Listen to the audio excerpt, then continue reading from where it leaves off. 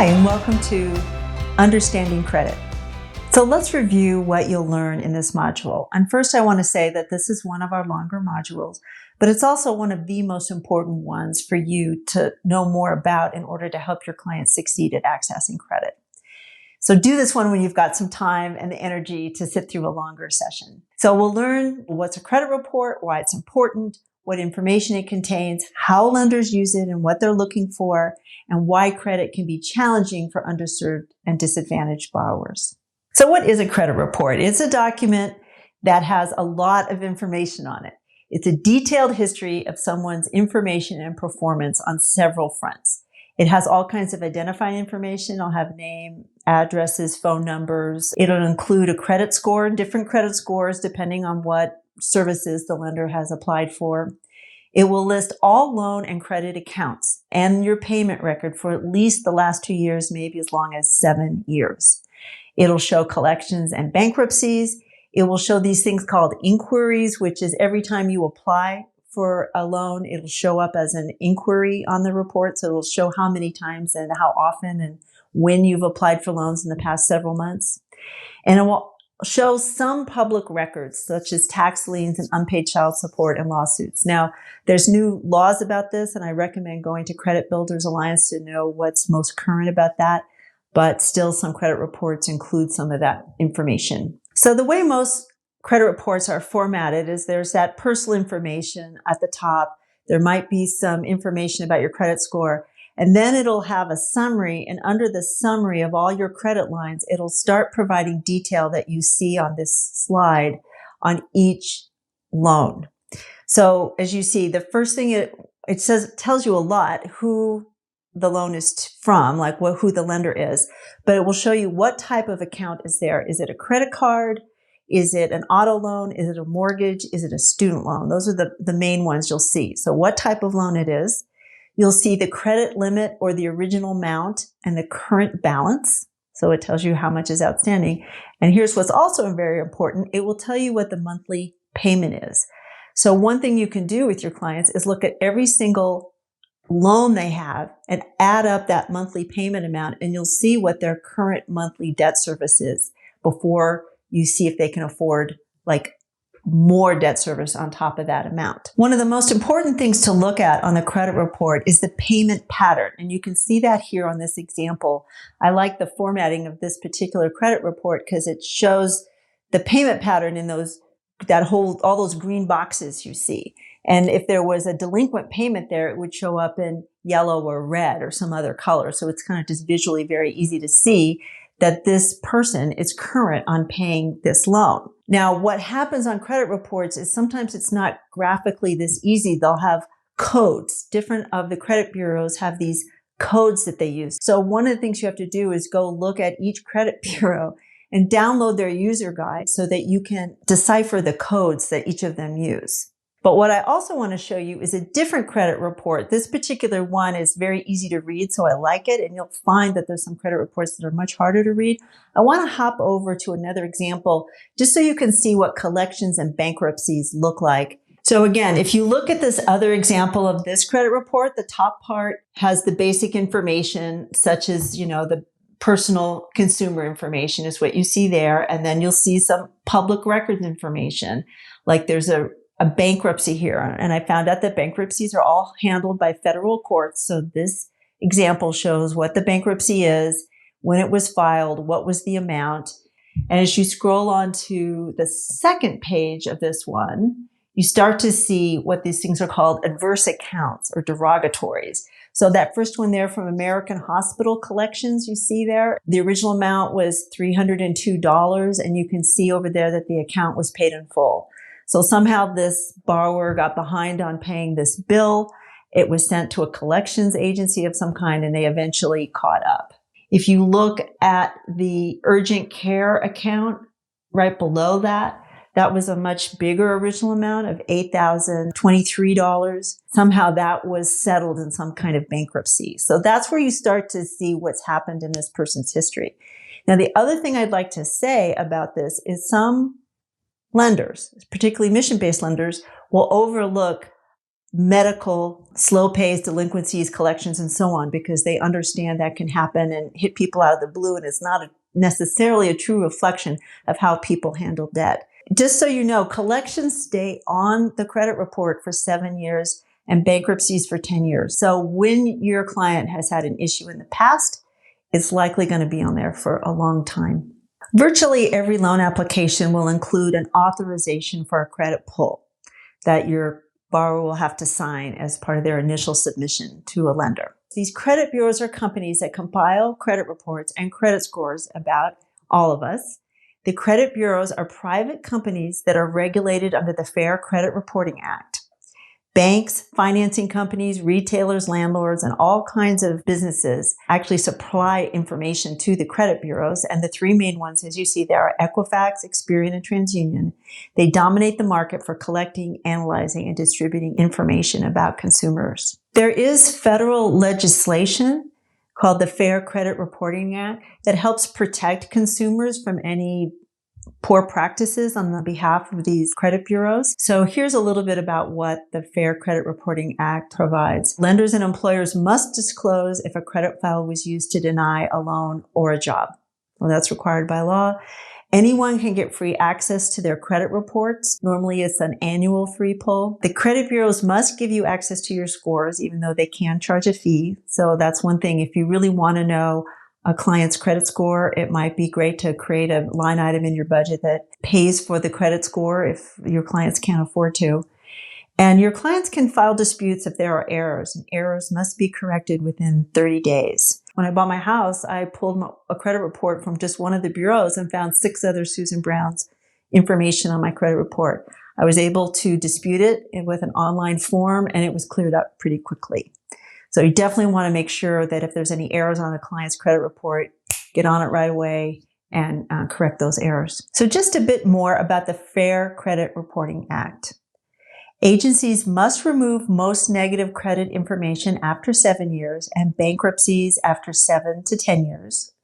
And only those with a valid need, like banks, landlords, employers, can access your credit reports, and only with a signed authorization from you. So what is the credit report's role in small business lending? A lender is going to pull a consumer or personal credit report on the borrower, not a business credit report, because you have to be quite well established as a business to have a business credit report. And lenders take very different approaches to the credit report, but here's some things that are common. Definitely FICO score plays a role at many lenders. Payment history, like again, if there's been slow pays or have you been paying on time. Collections, if there's something that got sent to a collections, that's going to show up and be a red flag. The total amount of credit used and available. In other words, how leveraged or how in debt is this borrower? And the total debt service. What is their total monthly loan payments? If you add them all together, how much money are they spending each month just making their loan payments? So let's spend some time learning about the FICO score, because it does play a large role in consumer lending. And it's a 3-digit score, somewhere between 300 and 850. And it's a shorthand way that lenders use to determine overall creditworthiness. Here we have a nice graphic that gives you some insight on how the FICO score is created. 35% is based on payment histories. 30% is on amounts owed. Do you have a reasonable amount of debt relative to the limits? So for example, when I refinanced my house, I had the mortgage broker tell me, hey, don't get any of your credit cards over 50% of the limit or it'll impact your FICO score negatively. So it's this balancing act between using credit but not using too much. 10% is based on new credit. How much new credit have you added to the mix lately? Again, those inquiries will give a lender some idea about if you're shopping around for credit. 15% on the length of credit history. The longer you have credit, the more decades you've got behind you using credit. Of course, using it well will improve the score. And 10% on credit mix. So credit mix means, do you have credit cards, auto loans, mortgages, and student debt? Again, it's this kind of bizarre situation where your credit score will go up as you use some of these credits, types and amounts, but it will go down if you do it too much. You can learn a lot more about this at Credit Builders Alliance, which I've mentioned previously. They can probably provide a lot of information more about the FICO score and get into more detail exactly about how it works. What is a good credit score? For banks and more conventional lenders, the starting place is usually a score of 680 or somewhere right around there. CDFIs and other non-traditional lenders might work with borrowers with scores down in the 500s. There are even CDFIs that will work with people with no credit score, no credit report. They're called credit invisibles. We'll talk about that in a minute, or have very thin credit files and therefore have a very low score.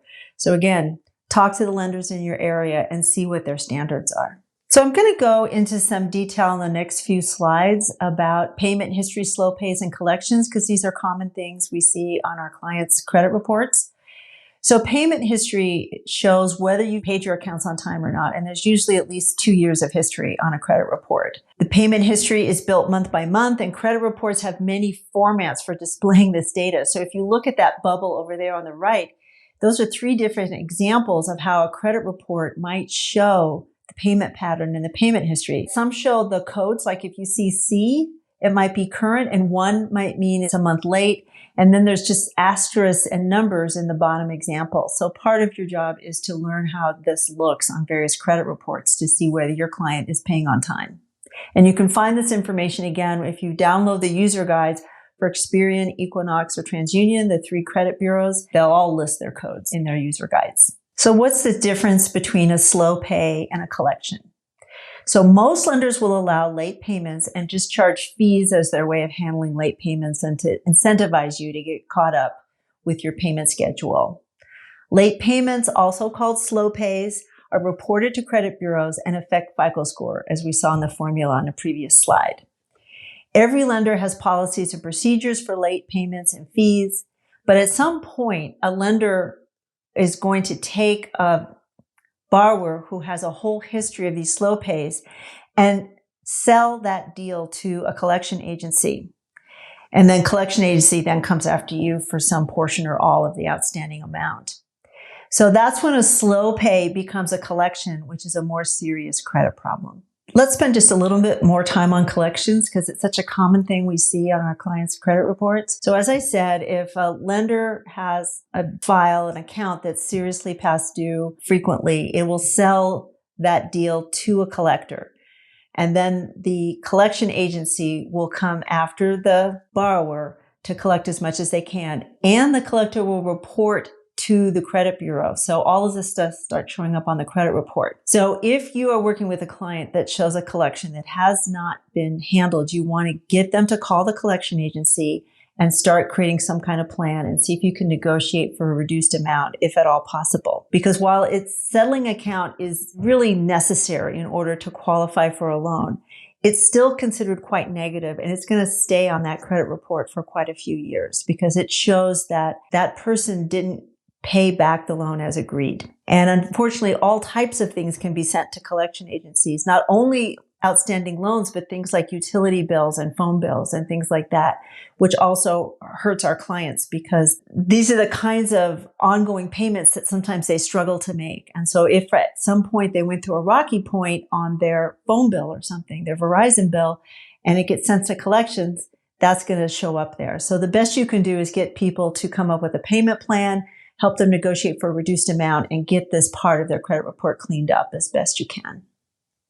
So it is unfortunate when there's collections that show up on our clients' credit reports. And again, just step in and help them create a payment plan if they haven't already, or if you've seen they've successfully completed a payment plan, just note like, oh, it's great that you took care of that issue. So lenders will use credit reports in addition to seeing how applicants are handling monthly payments. They'll also use credit reports to see just how overall leveraged applicant is. Remember, credit reports show all the monthly payments that are due from all the debt that this person has out, and they can add that up and compare it to the income sources that show on the application and kind of get an idea of how leveraged the applicant is. They also might look at how maxed out the credit cards are. So again, it seems sort of counterintuitive, but keeping credit cards at about half the maximum balance allowed or the limit allowed is a good sign to lenders. It means you're not desperate for credit and there's some room in case of an emergency. A lender also might look at the types of debt that shows up on the credit report. Remember, there's student loans, mortgages, car loans, and medical debt and credit cards. I guess there's all kinds of things that they look at here to sort of say, oh, this person has a good history with debt. They're paying on time. There's some cushion in some of their sources. They're comfortable with different forms of debt. Now, again, we work with clients that may not have that history. I think it's always good just to be open with lenders and say, hey, look, you see, there's not a lot of data here, but what's here is clean. There's a lot of ways to present the information in a strong way to a lender. I recommend, as I said, downloading the user guide, the Experian TransUnion and Equifax user guide, so that it helps you to read the reports. And as I've mentioned before, definitely check out Credit Builders Alliance for a lot more information and training specifically about credit and credit reports. So now that you know what a credit report is, let's talk about its implications. The credit report is a document that's deeply embedded in the financial systems and institutions in our country. And given that many of the people we serve are outside of those institutions, this has a lot of implications for them and how they traverse this institutional landscape of capital. And it's important for us, those of us who serve BIPOC, underserved, disadvantaged communities, to understand that there's bias built into the credit report system and how those institutions use credit reports. And it's our job to help our clients overcome this bias in their attempts to access capital. Here's a quote from a document called Unscorable: How the Credit Reporting Agencies Exclude Latinos, Younger Consumers, Low-Income Consumers, and Immigrants. And it says, even though these generic credit scoring systems such as FICO are a vast improvement from the subjective assessments behind lending decisions made prior to 1974, they still reflect long-standing disparities in U.S. credit infrastructure. The incorporation of these disparities into credit scoring models results in communities of color, low-income individuals, young adults, and immigrants having disproportionately low credit scores, high rates of credit invisibility, or thin files. And what this means is that it's going to be harder for them to qualify for loans. And when they do, it might be priced higher. There's a lot of things that happen because of this history that's mentioned in this document. So about 11% of the adult population in our country are credit invisibles. That means if you go and use their tax ID number and try to pull a credit report on them, it'll come back blank or there'll be no credit report at all. And we call these credit invisibles. If your organization is committed to helping disadvantaged and low-income communities, I really recommend checking out these two resources. The first one on the left there is a video called Credit Invisibles, and it's an excellent overview on what this situation is and how it impacts the clients you want to serve. And the other document is a PDF called Alternative Data and the Unbanked by Oliver Wyman. And again, I found it very instructive to inform me about how this system works and how it impacts people who are outside the traditional financial system. 30% of consumers in low-income neighborhoods are credit invisible. So clearly, being low income you have a much greater chance of being in this bucket. 4% of consumers in upper income neighborhoods are credit invisible. So here we start to see a class disparity in credit invisibility. And then there's a racial component. 15% of Black and Latinx people are credit invisible compared to 9% of white people. The Consumer Financial Protection Bureau suggests that these differences across racial and ethnic groups materialize early in the adult lives of these consumers and persist thereafter. So you start out as a credit invisible, you're likely to stay a credit invisible as you progress through life. So these are clearly institutional and structural issues that our clients face that we need to help them overcome. I covered some of this information in a previous module, but it's so important I'd like to review some of it again. African Americans earn only 64 cents for every dollar earned by whites, and Latinos earn only 73 cents. African American families own less than 7 cents for every dollar of wealth owned by white families. I think I showed that in a previous slide, that the net worth between white and Black or mixed race families is is enormous. These gaps make it far more difficult for these Americans to recover from a financial setback or to qualify for loans in the first place. So how does this disparity in wealth impact credit? Well, here we have it. Credit history is used as a gatekeeper for many important necessities: employment, housing, insurance, and of course, credit. Because of poor credit histories, minority consumers are denied jobs, credit, insurance, housing, and other services, or are forced to pay more. So again, we see how historic inequalities and systemic inequalities that are built into our institutions compound over time to make it harder and harder for certain communities to access credit. And this shows up on the credit report. So this slide provides some information for you to take to the lenders in your community to see if they're willing to look at credit history a little differently, especially if you're helping those who have been impacted by this history of inequality. Credit underserved consumers have participated little or not at all in the traditional credit market, leaving them with these thin or invisible credit reports. But they may participate very regularly in other kinds of payment plans like insurance, savings accounts, childcare, healthcare, alternative loans, or even payday loans. They might actually have a really good history in making payments on all kinds of obligations. And so this final point has led many in the community development and financial services industry to look at the possibility of augmenting credit histories for credit underserved consumers by collecting other types of data. And this is from a report, a Federal Reserve Bank report that I quote there at the bottom. So this is a conversation to open up with the lenders in your community for you to be aware of and say, boy, are there some ways we can help those in our community that need to access credit to get around these barriers that they face because of the way the system is built around credit. So all this is to say that one of the best services you can offer your clients is to help them understand and improve their credit. So if you watch Module 11, you'll understand the difference between being loan ready and not qualifying for a loan, and that has a sort of credit orientation. And Module 12 is all built around how to help your clients improve their credit reports. So that completes this part of understanding credit, and I'll see you next on debt service coverage.